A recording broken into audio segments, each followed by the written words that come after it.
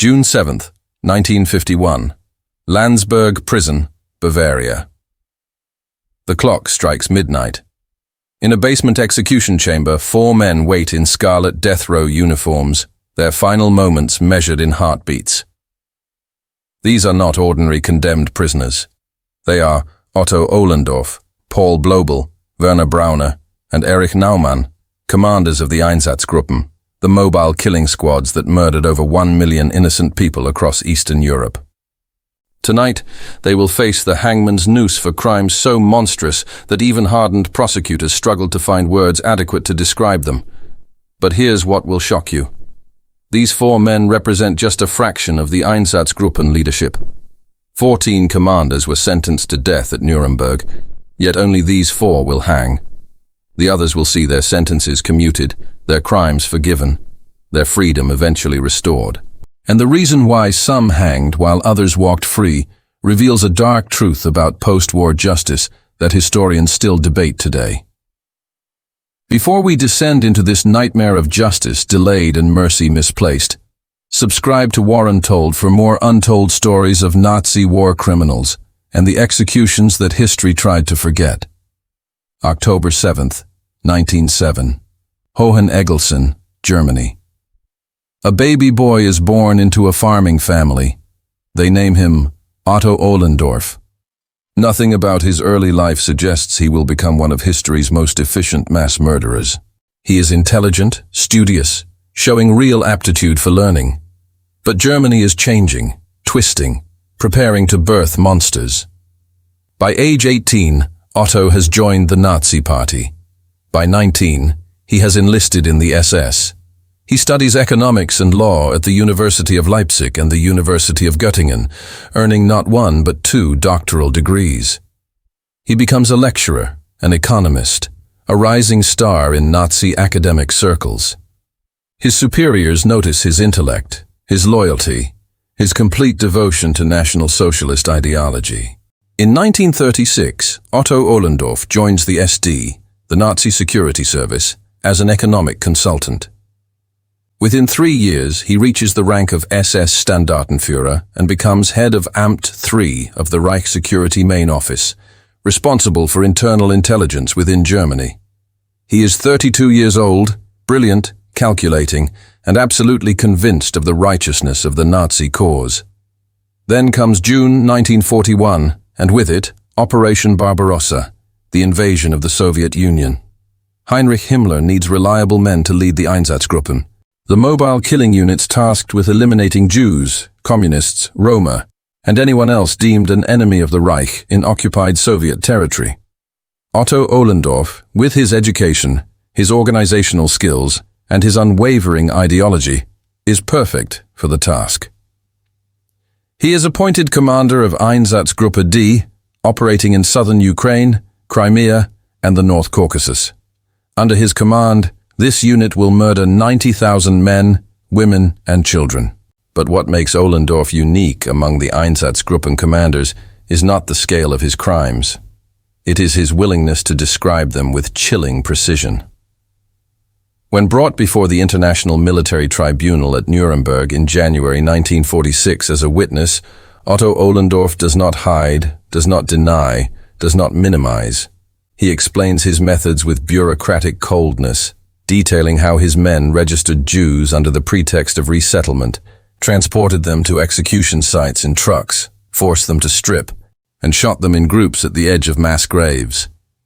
He describes this process as if discussing factory production quotas. August 13, 1894. Potsdam, Germany. Paul Blobel enters the world. Unlike Ohlendorf, Paul's path to mass murder begins in the trenches of the First World War, where he serves as a military engineer, earning the Iron Cross First Class for bravery. After the war, he studies architecture, builds a career, marries, has children. He seems like an ordinary man pursuing an ordinary life. Then comes 1931, and Paul Blobel joins the Nazi Party. 3 years later, he enlists in the SD. His architectural background, his military experience, his willingness to follow orders without question, all make him valuable to the regime. When Operation Barbarossa launches in June 1941, Blobel is appointed commander of Sonderkommando 4A, part of Einsatzgruppe C, operating in Ukraine. Within months, he will organize one of the largest massacres in human history. September 29th and 30th, 1941. Babi Yar ravine near Kiev. Over 2 days, Blobel's unit, working with other German forces and local collaborators, murders 33,771 Jews. The victims are told they are being resettled. They are marched to the ravine in groups, forced to strip, their valuables confiscated.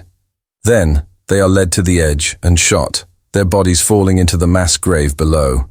The operation is methodical, efficient, monstrous. Blobel personally oversees the massacre, ensuring maximum speed and minimum disruption. But Blobel's crimes don't end at Babi Yar. In November 1941, he receives and activates the first gas vans at Poltava, mobile killing chambers that pump carbon monoxide exhaust into sealed cargo compartments, suffocating victims. Then in June 1942, after being relieved of field command due to alcoholism, Blobel receives a new assignment from Heinrich Himmler, Operation 1005, the systematic destruction of evidence of Nazi atrocities across Eastern Europe. For 2 years, Blobel develops and implements techniques for exhuming millions of bodies from mass graves and incinerating them, using alternating layers of corpses and firewood on frames of iron rails. He perfects the mechanics of genocide erasure, traveling from Chelmno to Sobibor to Auschwitz to Babi Yar, burning the evidence of his own crimes and those of thousands of other Nazi killers. It is a final obscenity, denying the dead even the dignity of a grave. April 11th, 1909. Werner Braune is born. He attends gymnasium, graduates with honors, studies law at universities in Jena, Bonn, and Munich, earning a law degree in 1933. Like Ohlendorf, he is educated, cultured, a man who should understand justice. Instead, he becomes an instrument of genocide. In November 1931, Werner joins the Sturmabteilung, the Nazi stormtroopers. 3 years later, he transitions to the SS. He works for the SD and the Gestapo, rising through the ranks with frightening speed. By 1941, he is an SS Obersturmbannführer, a lieutenant colonel, ready for his role in the final solution. When Operation Barbarossa begins, Braune is appointed commander of Einsatzkommando 11B, part of Einsatzgruppe D under Otto Ohlendorf's overall command. His unit operates in southern Ukraine and Crimea.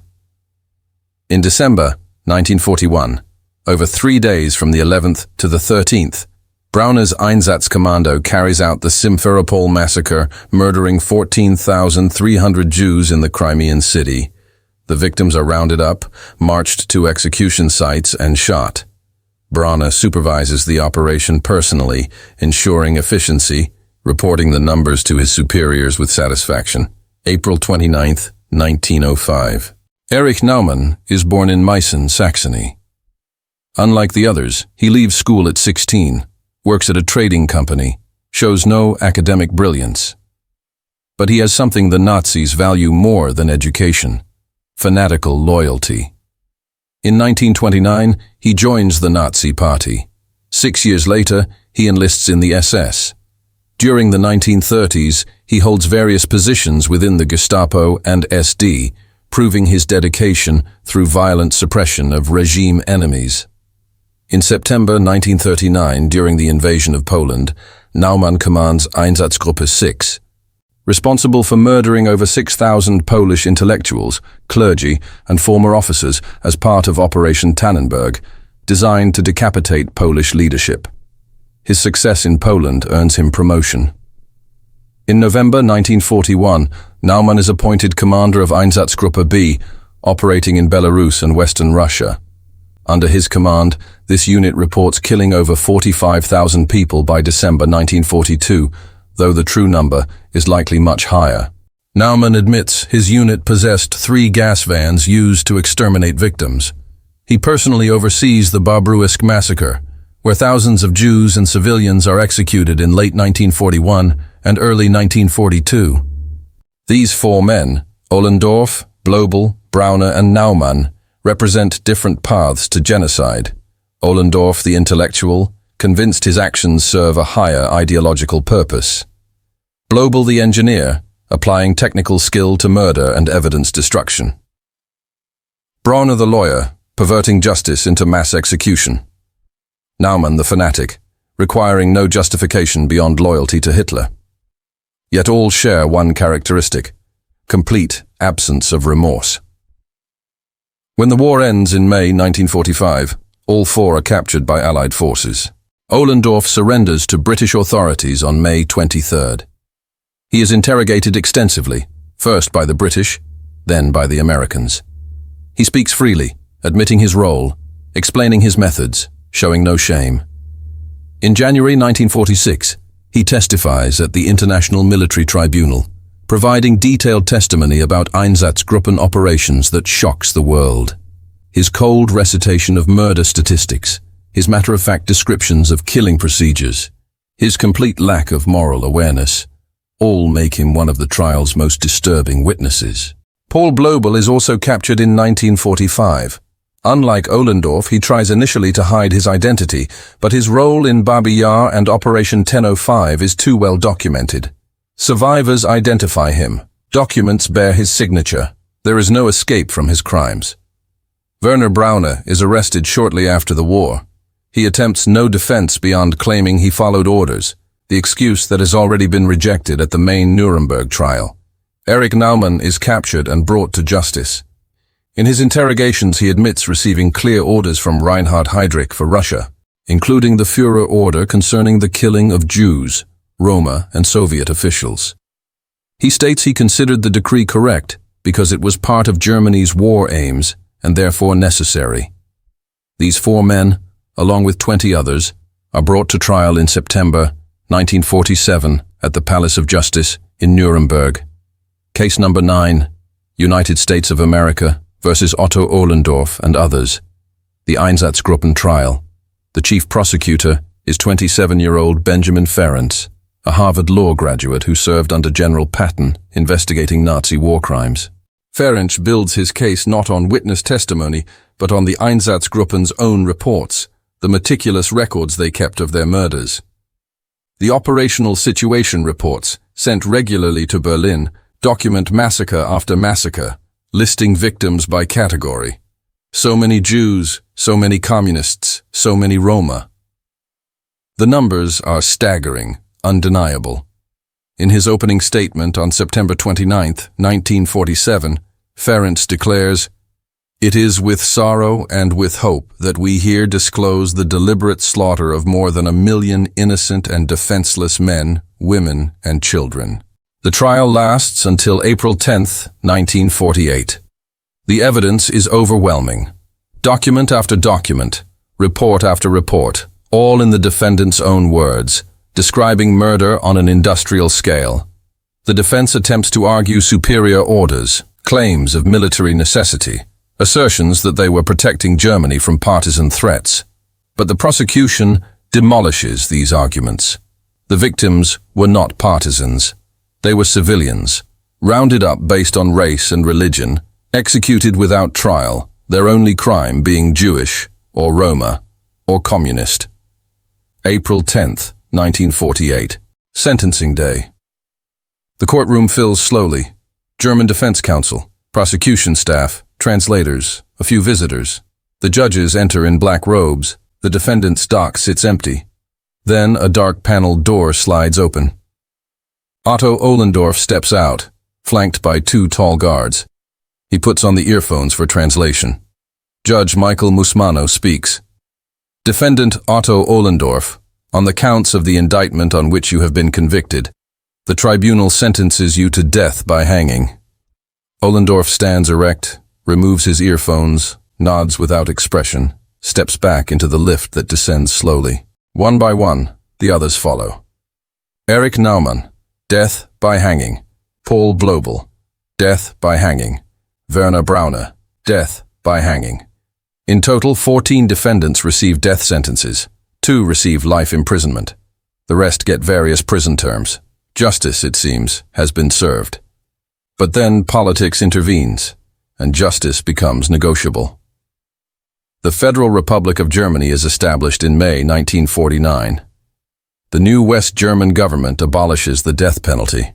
German churches, Catholic and Protestant, become vocal proponents of amnesty for war criminals.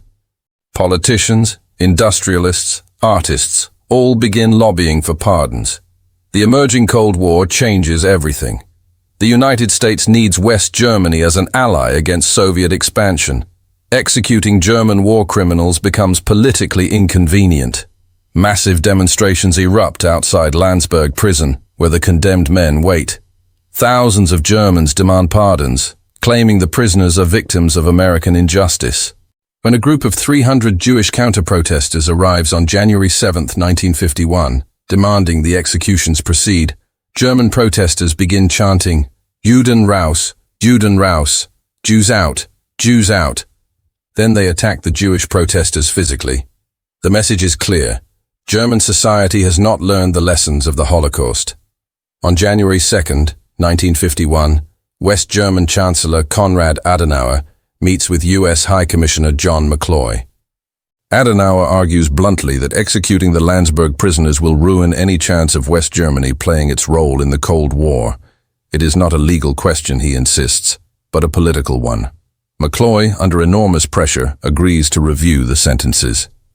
He appoints a Clemency advisory board, giving them secret instructions not to challenge any Nuremberg findings of fact or conclusions of law, only to consider personal circumstances that might justify mercy. The board deliberates through the summer of 1950. On January 31, 1951, McCloy announces his decision. Out of 28 death sentences, only 7 are confirmed. Many other war criminals serving prison terms have their sentences reduced.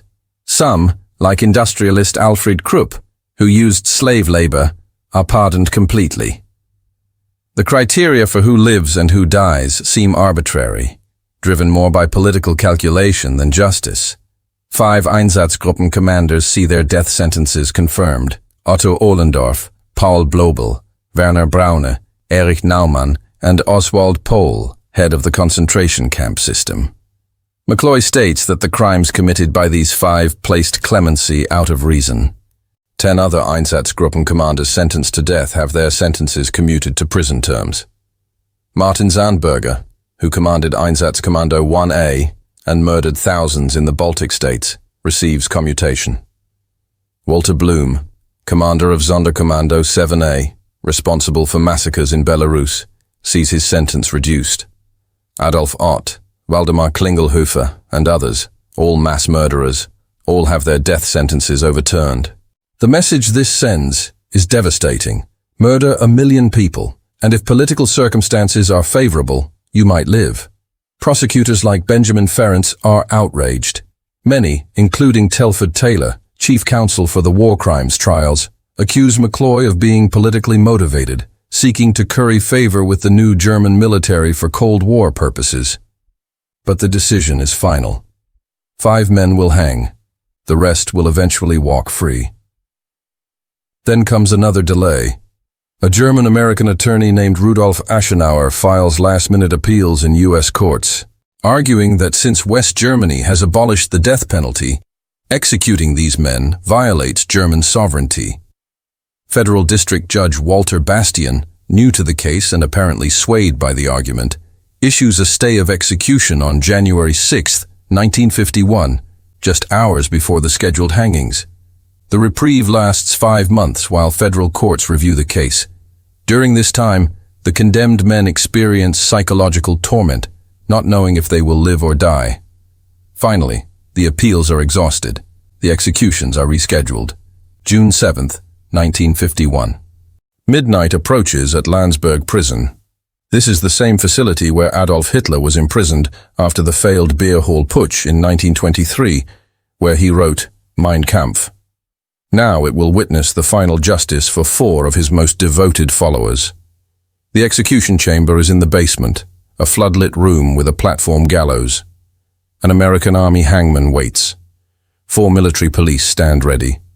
A priest, chaplains for those who want them, official witnesses, photographers to document everything. The first to walk to the gallows is Paul Blobel, age 56, the architect of Babi Yar and Operation 1005.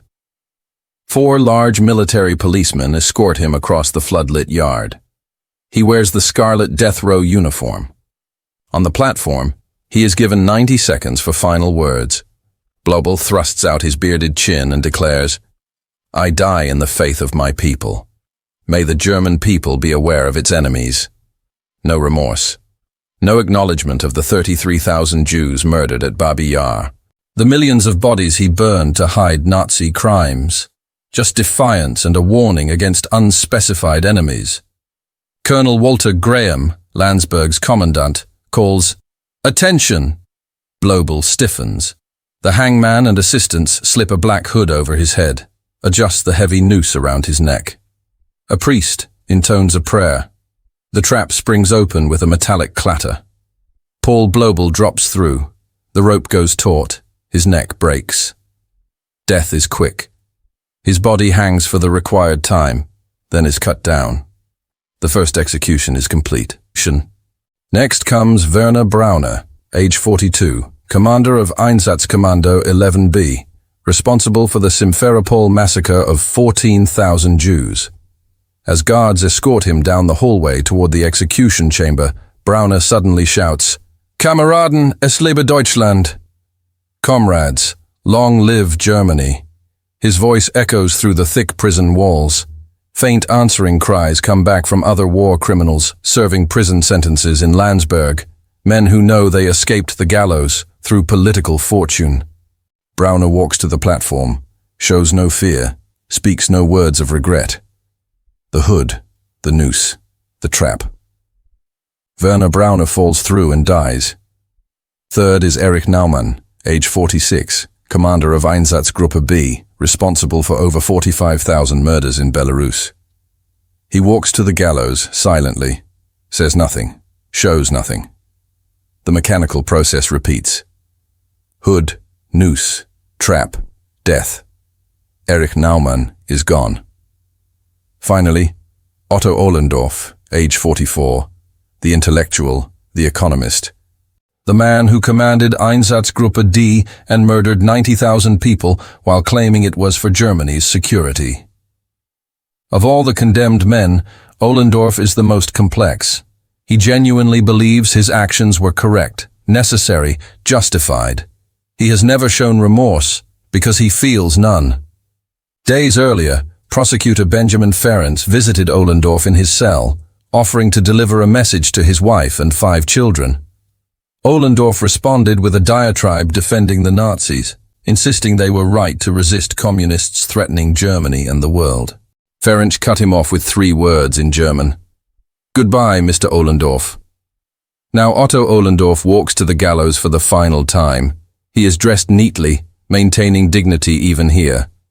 He speaks no last words. The hood descends, blocking out the light. The noose tightens around his neck. The trap opens. Otto Ohlendorf drops and dies. All 4 executions are completed within 2.5 hours. The bodies are photographed, documented, prepared for burial. 5 wives had made arrangements to claim their husbands' remains. The others are buried in the cemetery beside the Spöttingen Chapel, outside Landsberg Prison walls. These 7 men, including Oswald Pohl, Georg Schallermeyer, and Hans Schmidt from other trials, represent the last executions of Nazi war criminals by United States occupation authorities. 275 Nazis were condemned to death by American military courts. Only a fraction were actually executed. The rest saw their sentences commuted, their crimes forgiven, their freedom restored. By May 1958, all surviving prisoners from the Einsatzgruppen trial have been released. Men who murdered thousands walk free.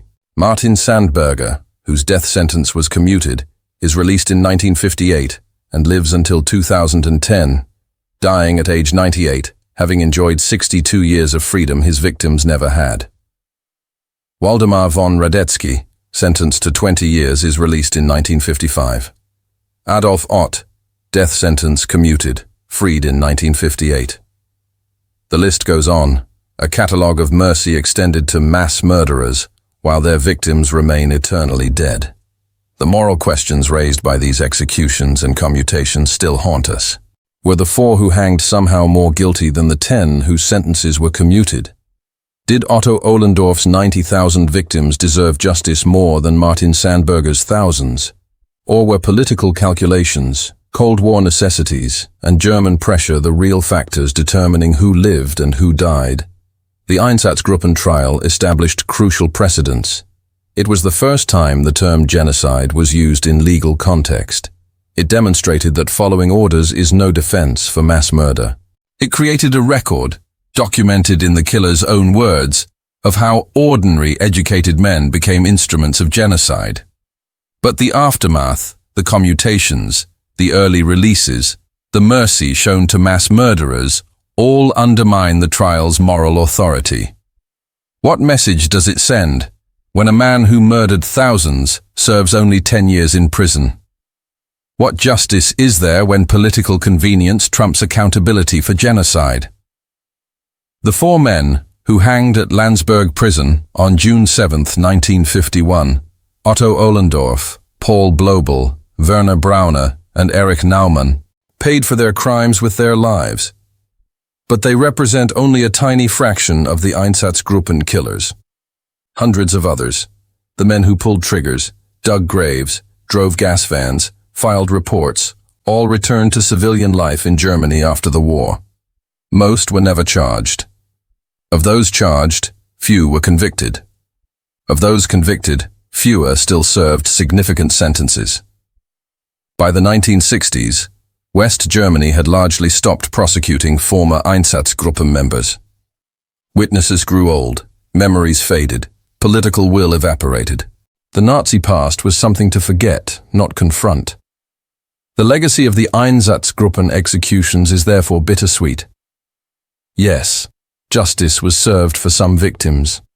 Yes, the world learned about the Holocaust by bullets, the mass shootings that preceded and accompanied the death camps. Yes, precedents were established for prosecuting crimes against humanity. But the incompleteness of justice, the political compromises, the mercy extended to monsters, all reveal uncomfortable truths about how societies deal with mass atrocity. The Einsatzgruppen commanders who escaped execution lived comfortable lives in post-war Germany. Some became businessmen. Others worked quietly, their pasts known but unmentioned. A few even received pensions from the West German government, compensation for their SS service. Meanwhile, survivors of their massacres struggled with trauma, poverty, and the knowledge that their families' killers walked free. This is the final obscenity of the Einsatzgruppen story. Not just the murders, though those were monstrous enough. Not just the trials, though justice delayed is justice diminished. But the aftermath, the accommodation with evil, the decision that political expediency matters more than accountability for genocide. When we remember Otto Ohlendorf, Paul Blobel, Werner Braune, and Erich Naumann hanging at Landsberg on June 7, 1951, we must also remember the 10 who didn't hang, the hundreds who were never tried, the thousands who pulled triggers and walked away. We must remember that justice for genocide is rare, incomplete, often compromised by politics and time. And we must ask ourselves, have we learned the lessons of Nuremberg, or are we doomed to repeat them? If you found this story as disturbing and enlightening as we did, hit that like button and subscribe to War Untold. We uncover the dark truths history tried to bury, the stories of war criminals who faced justice and those who escaped it. Leave a comment telling us which Nazi commander's story you want us to cover next, because these stories matter. The victims deserve to be remembered. The perpetrators deserve to be exposed. And we all deserve to know the truth about how justice works, and how it fails when confronted with unimaginable evil.